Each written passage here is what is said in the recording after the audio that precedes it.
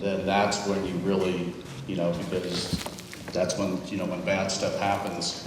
And this is one thing they don't teach you at command level, is when a suicide happens in your wing, on how you're supposed to get up there and get in front of 950, 1,000 airmen and tell them that everything's going to be all right. So, and there's no training on that, and there's a spike in commander suicides now too, and I think that's probably a reason, because as a commander we're not bulletproof. We have feelings also, and I think that kind of gets lost. And as a commander, you got to be that tough guy, right? You got to sit there and lead, as General Garrett said, be a leader, but you're still a human being at the end of the day. So, on that note, why don't we just do a quick introduction, Sarah, and then we'll get into our stories afterwards. Just go ahead. First and foremost, I am the proud mother of a fallen soldier, Specialist David Taylor, who fell in Afghanistan 29 March 2012. I'm one of the past national presidents of the American Gold Star Mothers. I have held a seat on Warrior 180's suicide intervention, and for 2 years I served on HUD's National Suicide Prevention. Lucas Hamrick. I am a retired military officer. I've got multiple combat rotations to Iraq, Afghanistan. Spent a little over 12 years in the special operations community. Before I retired, I'm now a veterans advocate, where I grow veterans programs for my community, as well as a software company oriented towards mental health and wellness for military veterans. Nico Marcolongo, former Marine officer, 14 years, a couple of deployments to Iraq. I now run a program at the Challenge Athletes Foundation for injured veterans and first responders called Operation Rebound. And I also do the Buddy Bowl, so if you want to come out and play a little touch football tomorrow, we'll meet you there. Brian Brumfield. I did not serve. I'm a father of 4. Lost my son, Connor, who was 22 years old, Army veteran, who committed suicide. And I have the distinct displeasure of being a party killer when I bring it up, so. Yeah, so we're here to talk about veteran suicide, its impact, and what we can do together to try to curb this nasty or heavy topic. But we're also here to listen and connect. So I'm a big proponent of telling your story. So I'm going to tell you about a story about an airman in our wing. Michelle served with me. So we had an airman, he was probably 30 some years in the wing, Air National Guard wing. And so he started out as an enlisted, and then he was a recruiter. So he pretty much recruited almost everybody in the wing over that time period. And then he went in, he got his commission, and then he became the director of personnel for the wing. This person never drank, he never smoked, he didn't do any of that. And in fact, he was a big gamer, Josh, so he would actually, my son at the time would be up in the middle of the night playing games, and they'd get on and play Halo together. That was their favorite game. So, and there was no signs whatsoever on this person. And all he said, about the only sign we ever got from him, was he'd always go around and he goes, "I'm worth more dead than I am alive," just because the benefits you get from there. So I was in Minnesota at a conference, going to a conference, and then I got the call, and that he had taken his life. He'd put himself in the back of his car and set it on fire in front of the museum. So when we talk, and like I said, I was a wing commander of about 1,000 people, so when we talk about 135 lives, I think in the military, I think it's a little bit larger than that. So because he affected 1,000 people in my wing at the time. So, but he was a person that did tell his story. So we had another individual, like Sam said, we were the first Air National Guard unmanned wing. We had an incident where it was less than desirable incident. So this pilot would call. I was good enough friends with him that he'd be in Vegas drunked up, whatever, 2 o'clock in the morning, but he always reached out to me. And that individual is still alive today. So I think it's extremely important that people tell their story. And I'll get a little bit into that later on, but that's kind of my story, my heartbreak story. None of these stories are going to be good stories, because we're going to talk about, the bad side of it. But anyway, Sarah, go ahead. Somehow I forgot to mention that I'm also a board member of Angel Force, and I want to thank Ann for all she does to bring awareness. I'm going to come from a different perspective. I'm going to come from the family's point of view. I've worked with a lot of mothers. When I first became a member of American Gold Star Mothers, I went to my first meeting and there was a woman there. She stayed off by herself. She felt like she didn't belong. Her son had died by suicide. And I want to tell you something. There are a lot of mothers and families who do not believe that those that die by suicide are gold stars. But I am here to tell you that when you sign that dotted line, it does not matter how you passed, you are still a member of the Gold Star community.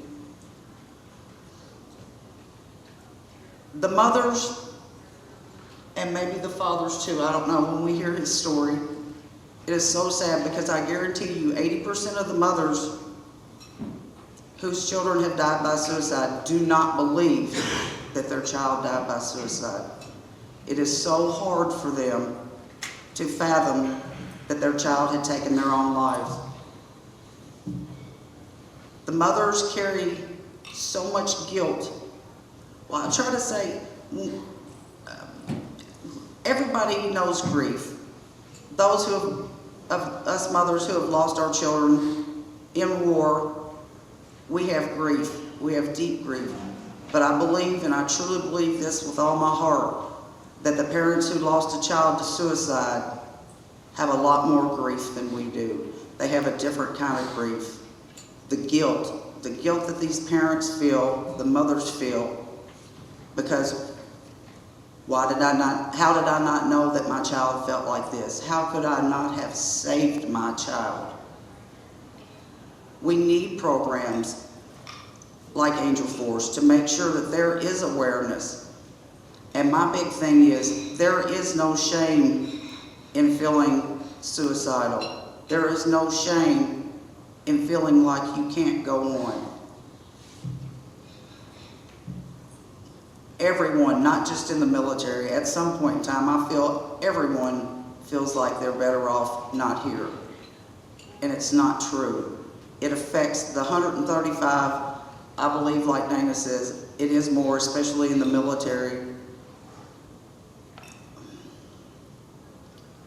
It's just so hard. It's so hard for the families, and I don't think that when people are feeling suicidal that they realize not that they're hurting, but the hurt that they will cause, the everlasting hurt that they will cause to their parents, to their friends, to anyone that's around them.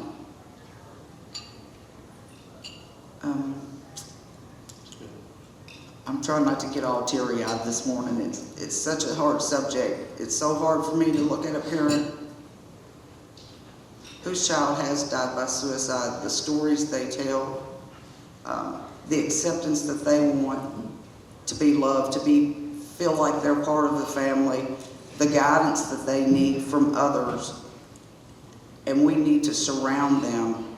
We need to surround anyone who is feeling low and make sure that we put forth our best effort to get them some help. And so many don't realize there is help out there.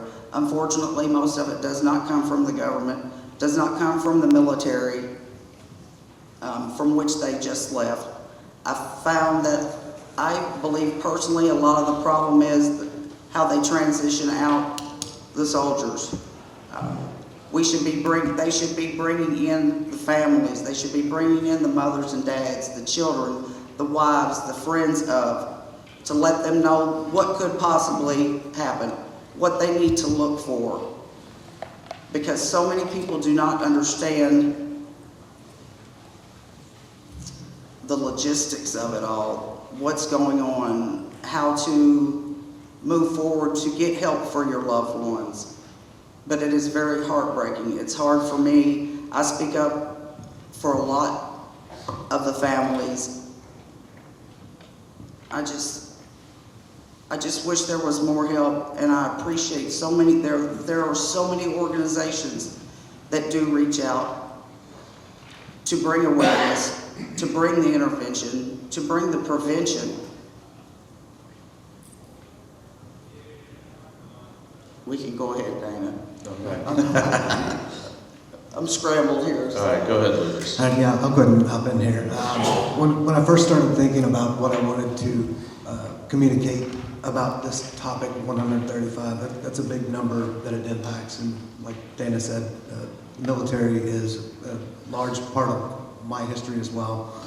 I've been a part of smaller organizations in the military. I was a long-range surveillance guy for about 7 or 8 years, so it's a pretty small group of people doing some specialized stuff for the Army. After the first suicide from that organization, everybody was kind of hush-hush, and nobody really wanted to talk about it. Being a suicide is how somebody ended their life. The second one from the same organization elicits a different kind of response, more anger, like, why didn't we learn from the first one? Then the third one comes, and you're like, holy smokes, man, what are we missing? Sorry for getting emotional too. So by the time you get to the fifth guy from the same organization of 64 people that have killed themselves, and everybody's standing around at the funeral saying, why didn't you catch this one? Like, at what point do those people that are impacted get the ability to have release from that grief of not being able to stop somebody's suicide? And it's complicated. In addition to the awkward conversations that you have with people you've never spoken to in your entire life, calling you on the phone at 3 o'clock in the morning, you get to have impactful conversations as well, and hopefully turn that negative into some strain of a positive spin from how that suicide has impacted me. It's turned me into an advocate, and kind of parroting what General Garrett's comments were, is be the change you seek. Step into new and uncomfortable roles to help facilitate better communications and conversations about the complicated parts of life. It's not always easy, but you just take life by the horns and bend it to your will and make your way through those complicated conversations. Thank you, Lucas. Nico?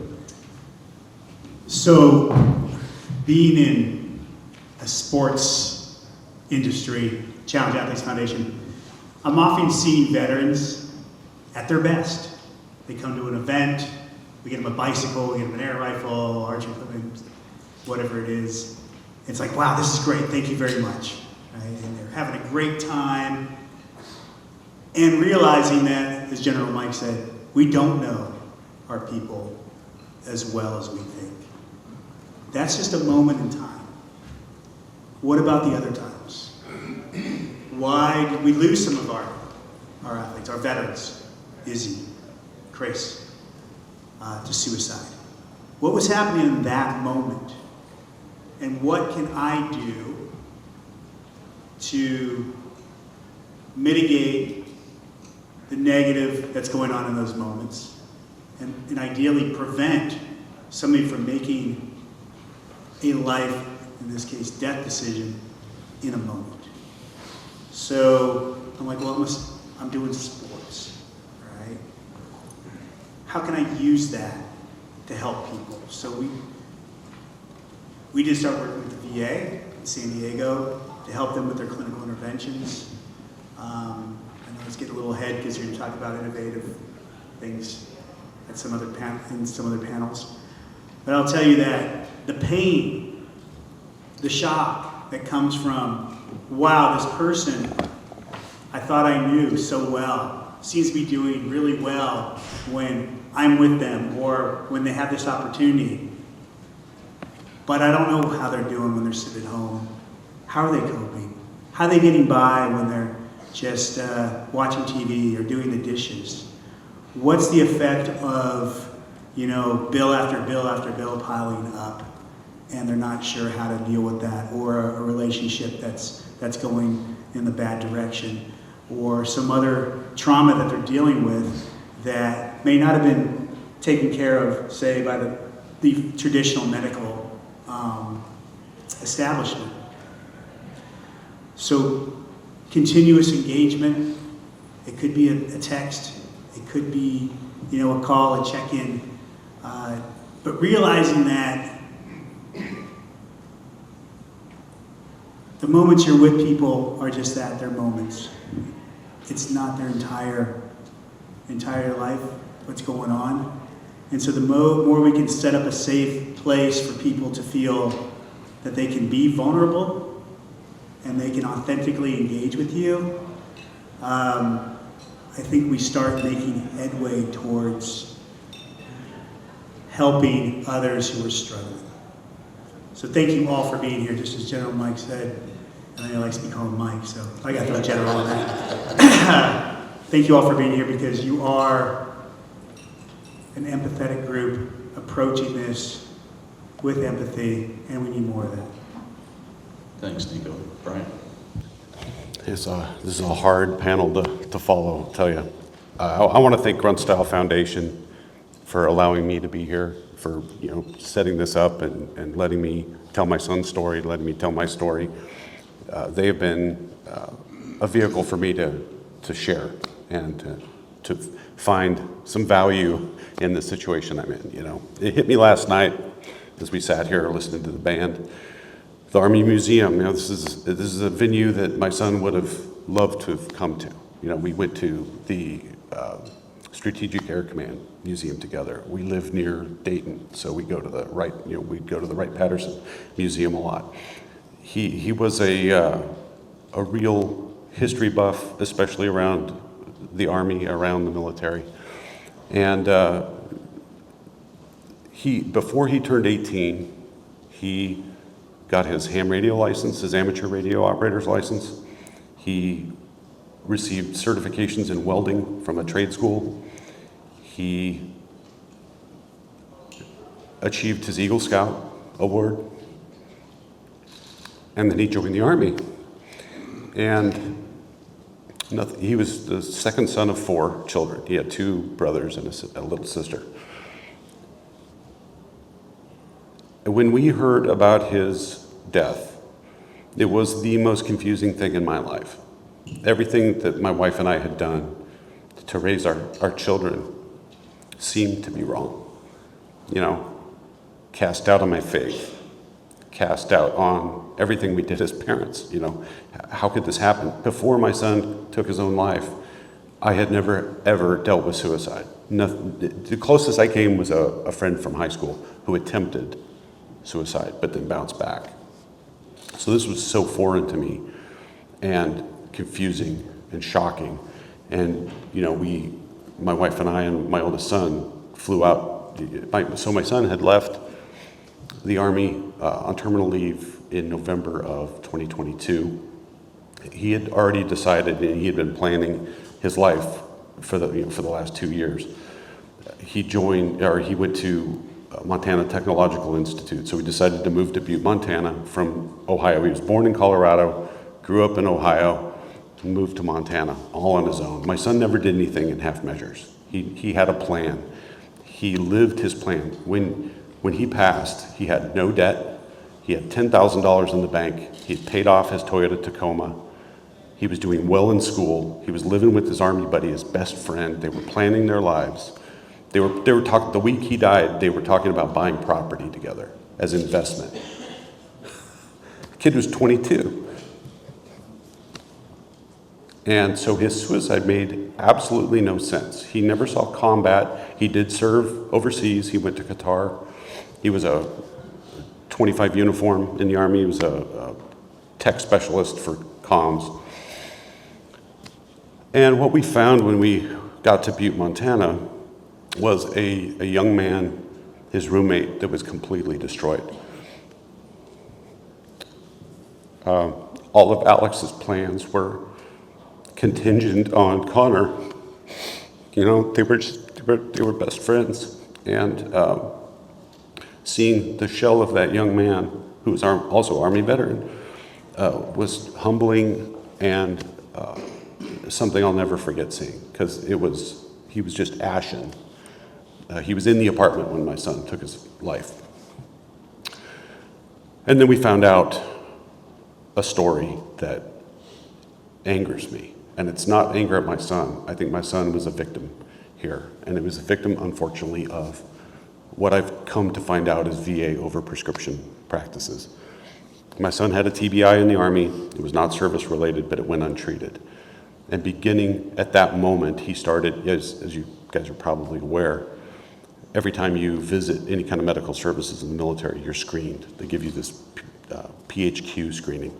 And all of his screenings, from MEPS to the point of time where he got into that accident and received the TBI, all his scores were 0 across the board. No suicidality, no depression, no anxiety, nothing. And then he started going through a cycle every 45 days or so, and he would spiked as high as 21, if that means anything to you. The Army never saw fit to treat him for that. He never received treatment for the TBI. And so he struggled with this. He had sleep problems, he had memory issues, he had bad headaches, he had vision acuity, vision problems, memory acuity. And when he went to the VA, his first and only visit, March 30th, 2023, the nurse practitioner screened him. He scored a 19, and she saw fit to put him on the drug bupropion, or that's the generic for Wellbutrin. He received the prescription on April 5th, took it as directed. 8 days later, he took his life. It was completely out of the blue. It drove him to despair.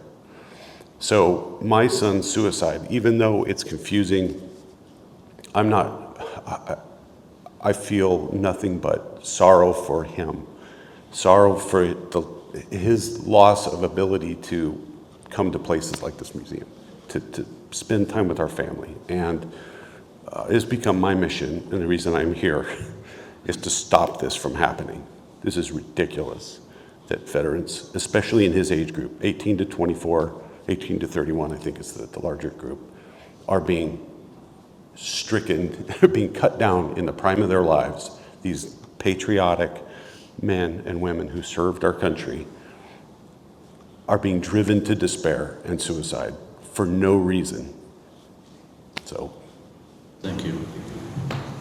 So just a couple of follow-on questions. I'll go back to you, Sarah. You kind of follow what you talked about, policies and stuff. So how do you think, how can communities support or wish you the support you would have had for both veterans and families in crisis, and help those grieving after suicide?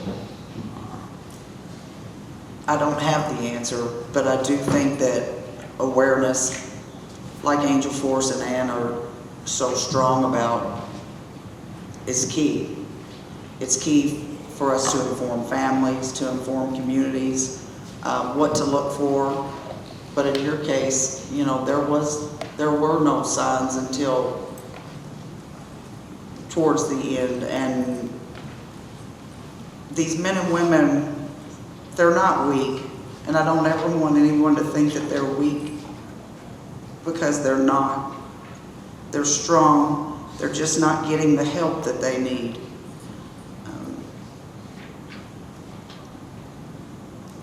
Like I said earlier, I think the transition out, and unfortunately, I don't know if it's rumor or not, I heard they're going to do away with the transitioning out program in the military, which I think is going to be a huge mistake if it's true.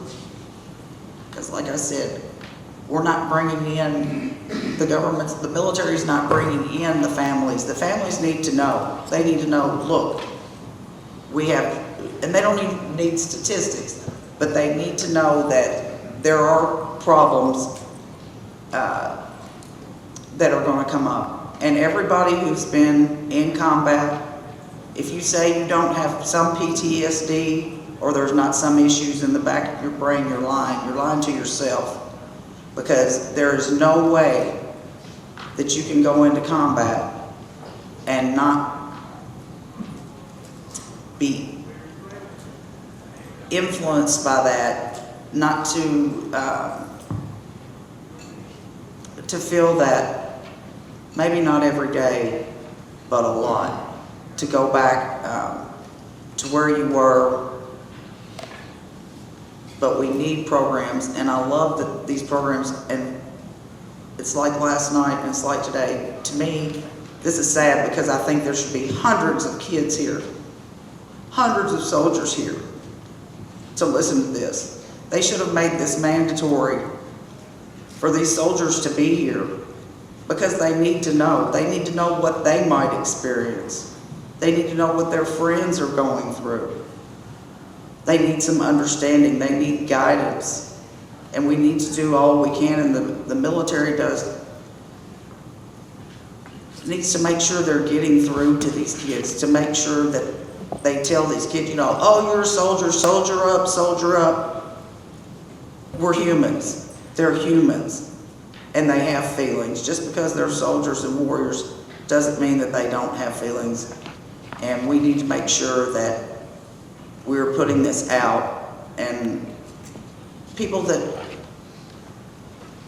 think about suicide, they're so shameful to speak up to it. I remember growing up, if somebody talked about suicide, everybody's like, oh, they just want attention. And now, unfortunately, because of that stigma, people don't want to speak up because they think people will not believe them, think that they just want attention.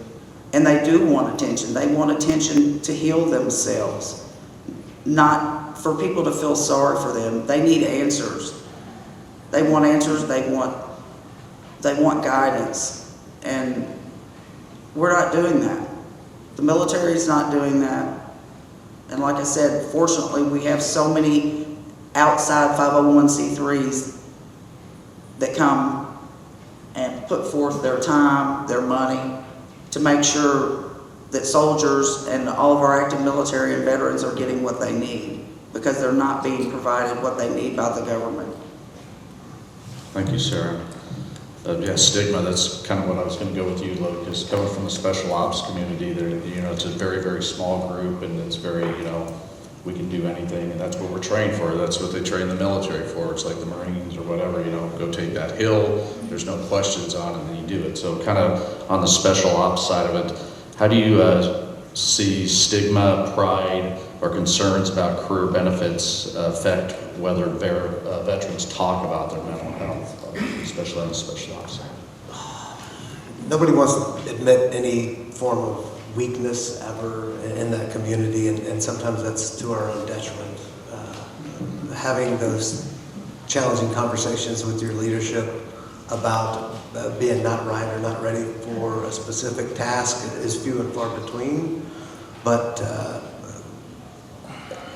you see it from time to time where some folks will just say, hey, I'm going to sit this one out. And one of my last deployments, we were doing some provisional readiness type of activities over in Asia, and my logistician came to me and basically told me the same thing. He's like, I'm not going to be able to do this. I've got a lot of things going on, and that's going to impact me negatively. And while it hurt to plan around his absence, the military always makes it happen anyway. So I was happy to let him stay and fix his personal affairs and get his life in order, so he didn't have any negative consequences from that decision that he made.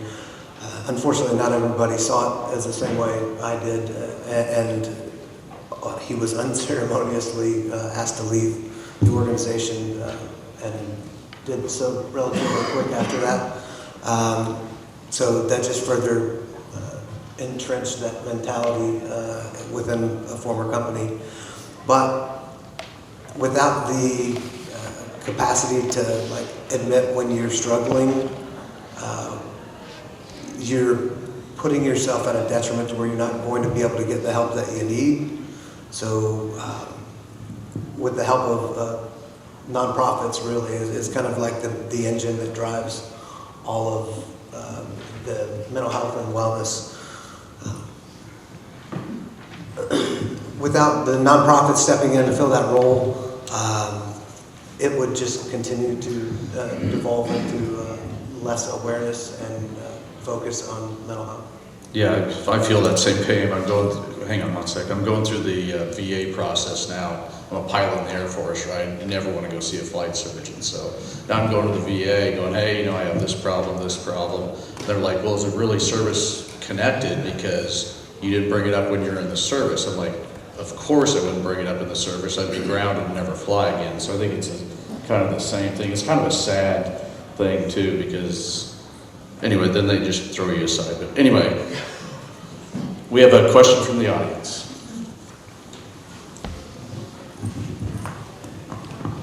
Yeah. Maybe I'll bring the question up here. There you go. So and if I use too much time with this, penalize me for it this afternoon and just take some of my time away.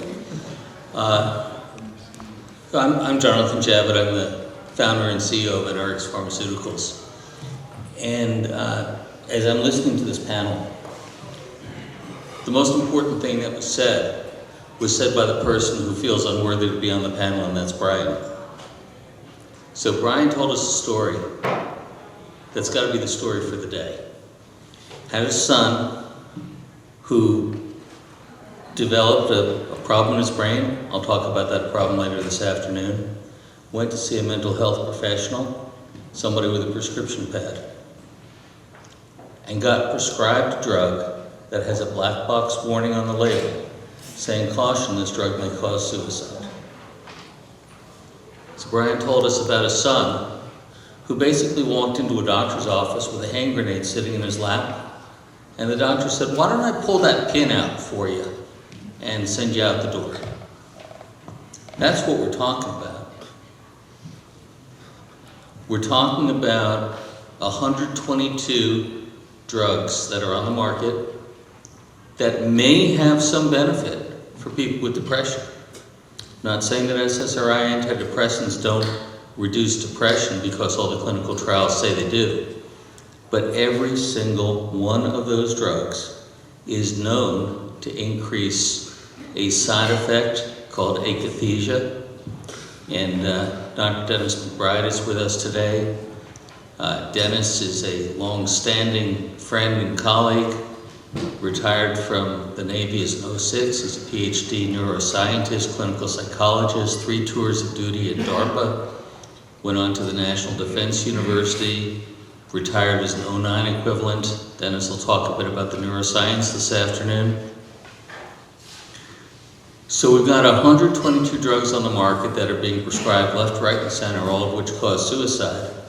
And then we've got a new tier of therapies that can turn off suicidal ideation in a matter of hours that are barely being used. So yeah, we can talk about the mental health side of this. We can talk about the tragedy side of this. We can talk about the sociology side of this. But I think the most important thing to talk about is what Brian said, is how do we give people treatments that turn off suicide instead of treatments that cause it.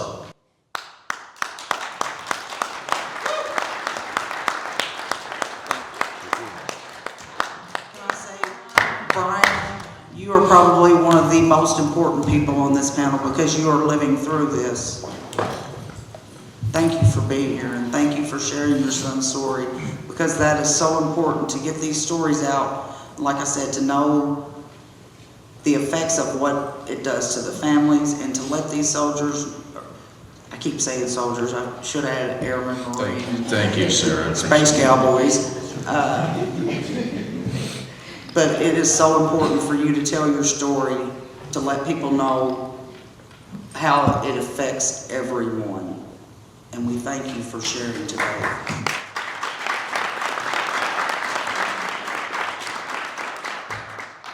Thank you. If it were up to me, I could stand up here for 2 hours and talk about this subject. So I'm trying to be short-winded, but there's a lot more to tell. So. Thank you. Any other questions out there? Do you have a comment? You know he's not going to get any time off. Thank you, Doctor, for that input. I'm looking forward to that talk also. So this conversation shows. Go ahead. I'm wondering, knowing that Hang on, we'll get a mic to you. knowing this population is at risk for suicide, what are providers doing to prevent? It's something I would imagine so simple as a follow-up phone call, knowing they're holding their grenade.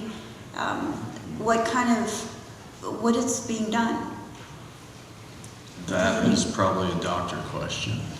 Because just like my story too, right? It's sometimes you go out there, like I'm going through the VA now, and it falls on deaf ears. So I don't think there is. I think it's kind of personal to physicians. You know, different physicians. Some will take the easy road and just write a prescription for it. The other ones, you know, actually talk to them about their story and what their problems are. I don't have the answer to that. I don't know if there's any. James? If I can speak on it briefly, they're not all identified. They're not all receiving treatment. We've had service members where I work at currently, they commit suicide and they weren't on our behavioral health high risk program at the time.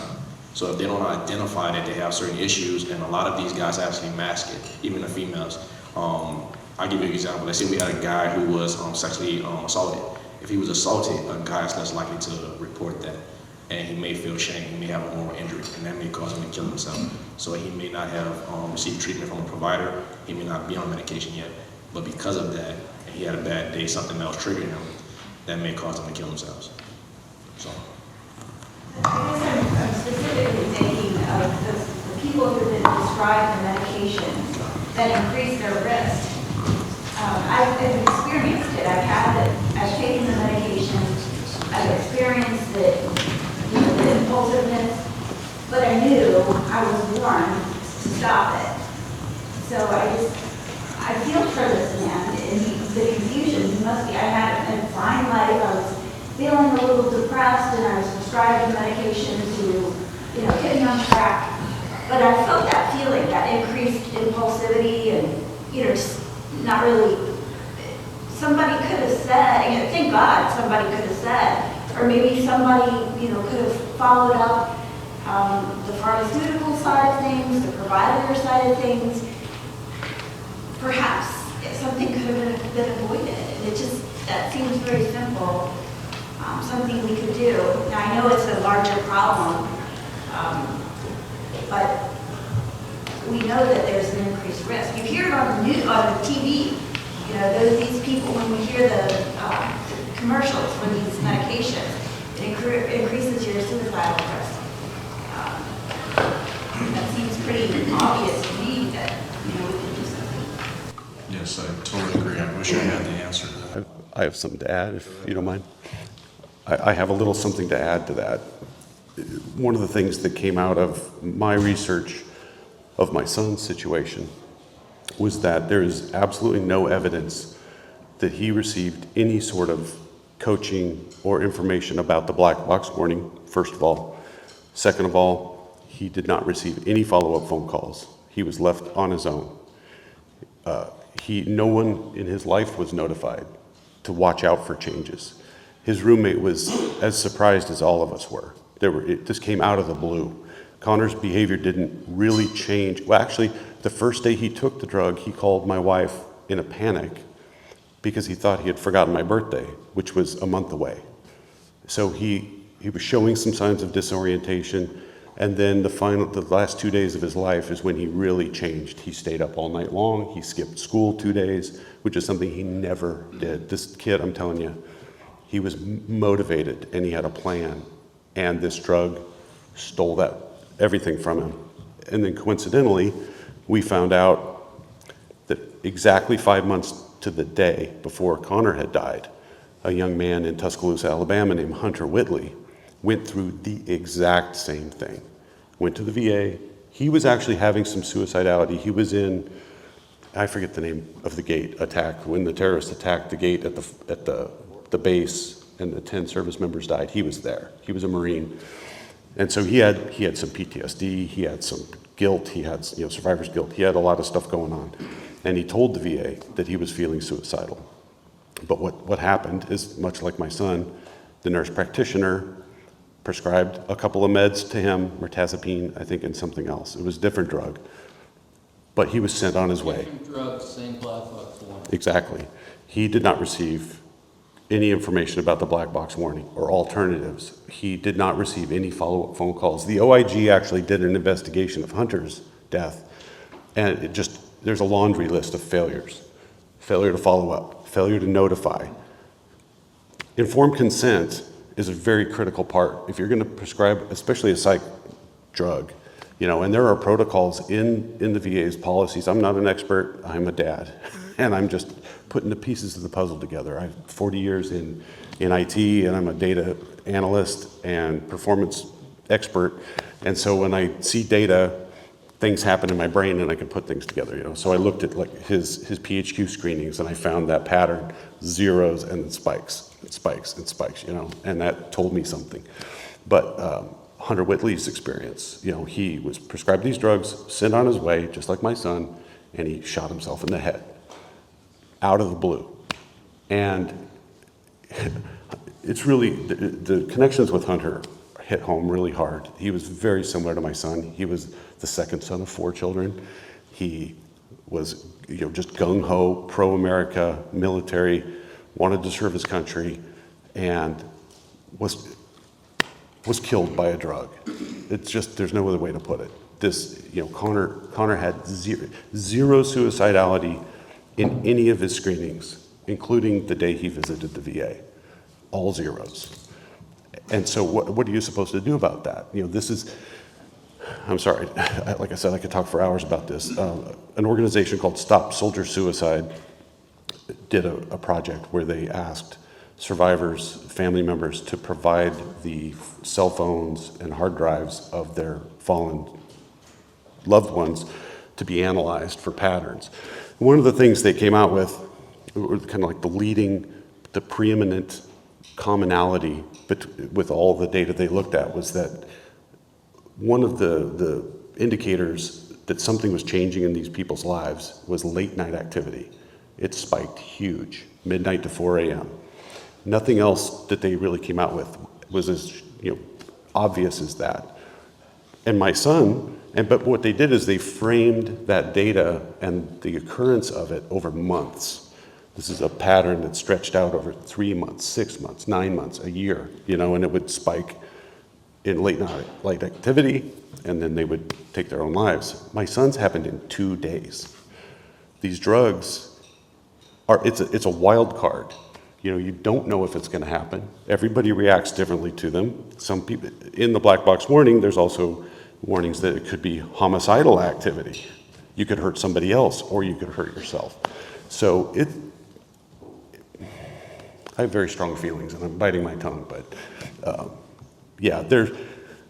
and the VA also, the OIG released at least 4 reports stating that there's been a distinct failure to provide informed consent to veterans when they're being prescribed these drugs. The OIG has acknowledged it. Secretary Collins is aware of this. He's been told these things, and yet the practices continue. And I believe if informed consent, real informed consent, nuts and bolts description of what could happen, what does that black box warning mean, which is kind of minimalized, right? It's succinct, but it's grievous. You could commit suicide, you could kill somebody else, and then there are policies that aren't being followed, unfortunately, of follow-up, mandatory 2-day follow-up with any new prescription on a psych med regimen. That's not happening, and at least it didn't happen in my son's case. It didn't happen in Hunter Whitley's case. I'm sure there are others.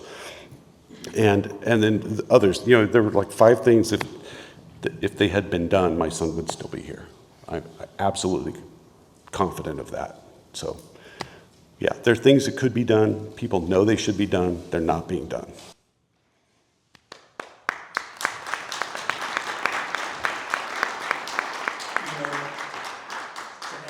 Ryan's saying, pharmacology.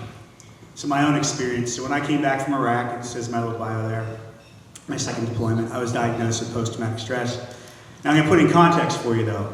I was a major in the Marine Corps, very supportive family, and it was in countries like a month, 2 months before we were going to go home, and I'm like, what is going on with me?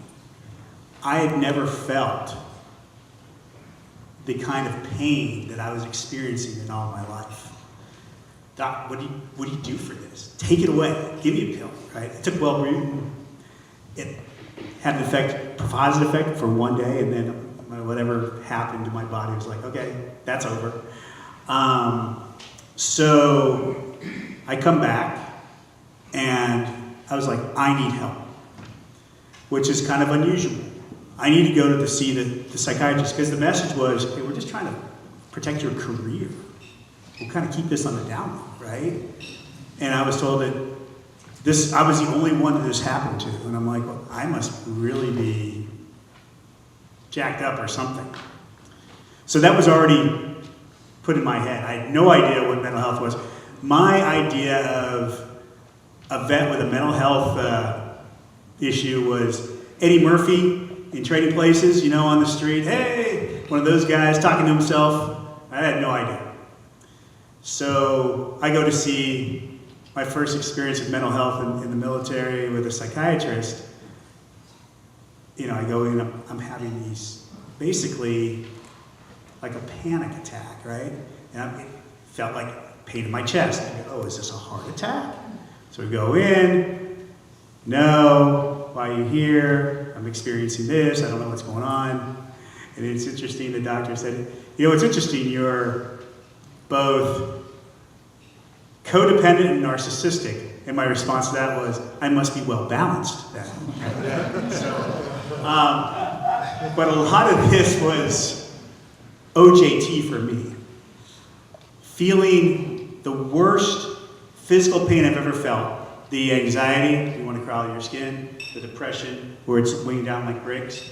And so I did not experience suicidal ideation, but I did have thoughts that the only way this pain is going to end, because nothing seems to be working, because for me, it takes 6 months for a drug to really take hold before I feel efficacy, is that probably it's going to end with my death, with my demise. I'm going to be like this forever.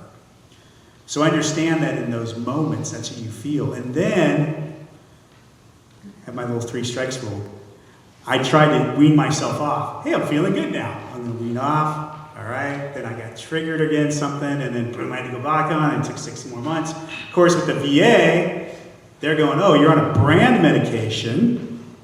Well, it's cheaper to go on a generic. So here's something we'll put you on instead. And it's kind of experimental. And for 6 months, I'm going through this experiment, like I'm sweating, this isn't working. I need to get back on this brand medication, which finally they said, okay. Now again, here I was, a major in the Marine Corps. Now I'm out of the Marine Corps. I have a job. I'm in my hometown. I'm financially secure. I've got a network of people helping me. I already been working with vets.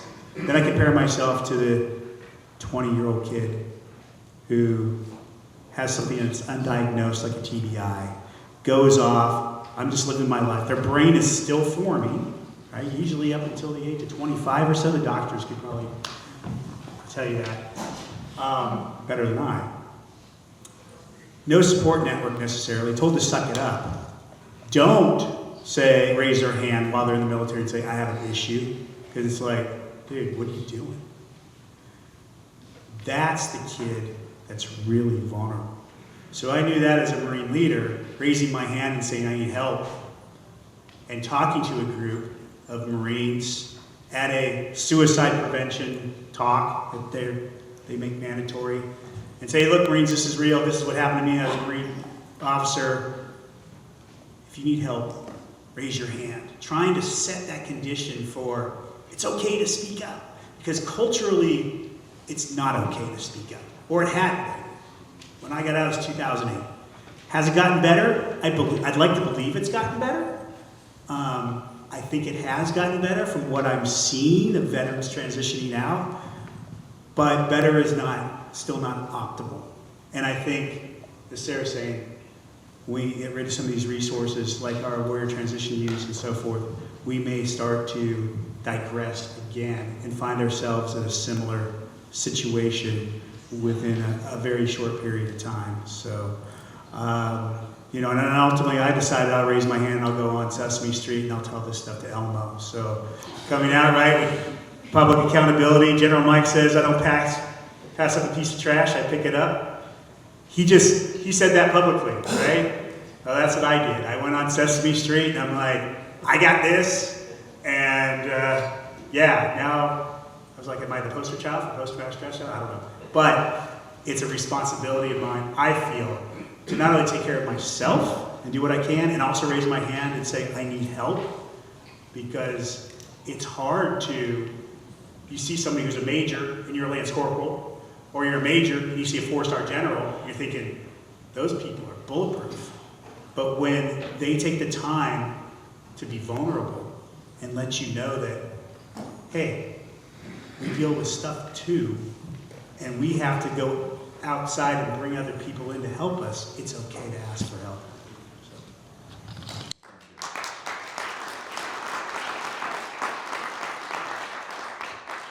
Thanks, Sarah, Lucas, Nico, and Brian for your time on this.